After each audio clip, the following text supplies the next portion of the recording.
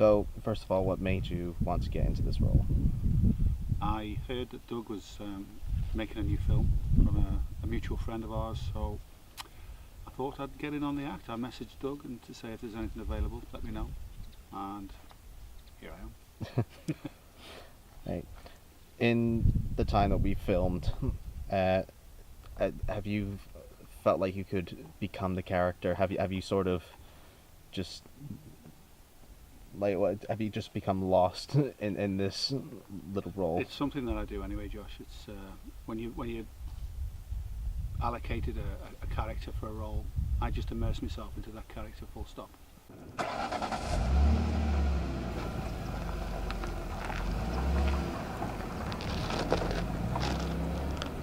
So, what was that look about?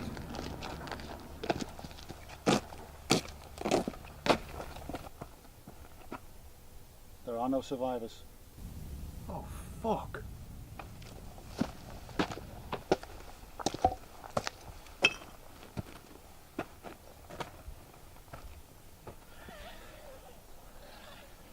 Shit, they must have heard the gunfire.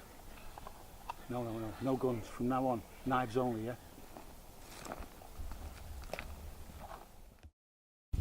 For me personally, I think Rogers is, I think he's a nice character really. He's just been thrown into a situation where he has to do what he was trained to do, so, you know, people have to die.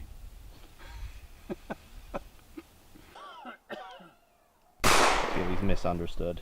It could well be, couldn't it? You know, he's just obeying orders at the end of the day.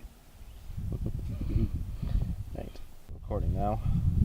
Right. So, first of all, what inspired you to take on this role as Dr. Jarvis? Yeah, I'd seen Douglas had put an advert in one of the local papers. I applied to it and got us all down for a sort of meeting and interviews and auditions, and it sounded really interesting, the film. And when the sort of Doug sent the story past and suggested Dr. Jarvis, I thought it sounded a really interesting character because he's quite sort of morally complex, because he's trying to do the best for humanity, and he's got this vision to save humanity, and it's a little bit twisted, and unfortunately because of the conflict with his superiors, it all sort of ends up starting this dreadful event that leads into the film. So it was quite interesting trying to play that kind of, like, he's got the best of intentions, Dr. Jarvis, but it gets a little bit warped and circumstances move him sort of onward, so it's quite interesting to try and get into that character. Ah, Mr. Jarvis. Late again. I think you mean Dr. Jarvis. I don't know what backdoor alley university ever gave you a degree, but to me you'll be nothing but a waste of time. And you're affecting your assistant. I've seen you and Dr. Russell sneaking and talking and whispering in corners. Don't bring her down with you. You're a petty man, Sands. I'm just glad I report to the board and not you. My work is vital to this company, and no one, not even you, will get in my way. Sorry, we'll wait for the plane there. Okay, so if you could, yeah, just say that last bit again. Yeah, please. so Dr. Jarvis is quite a morally complex character, and it looked interesting to play, to try and get that kind of interesting angles to him, that he's got very driven, thinks he's doing the right things, and obviously has terrible consequences because of it. So would you say, you wouldn't say Dr. Jarvis was a bad guy per se? He's possibly doing sort of bad things, but for the right reasons. He morally believes kind of that he's going to help humanity, and that what he, you know, has this vision of the two sort of sides of humanity, one serving the other and controlling the other to try and rule out starvation and kind of, you know, to try and help humanity. I think he's, you know, what he's doing is obviously horrendous, but his intentions are sort of honourable in that he's trying to help humanity, and it kind of gets rushed through because he cuts corners, and then obviously Dr. Sands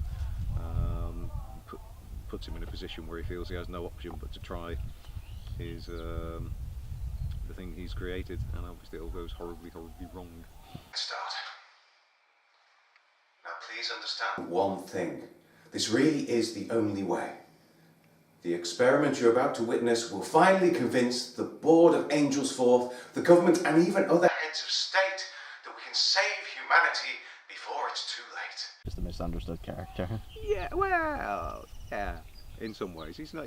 At the root of it, he's not going out trying to be deliberately evil. Unfortunately, bad things happen with the best of intentions. So it's quite interesting to try and get into that character.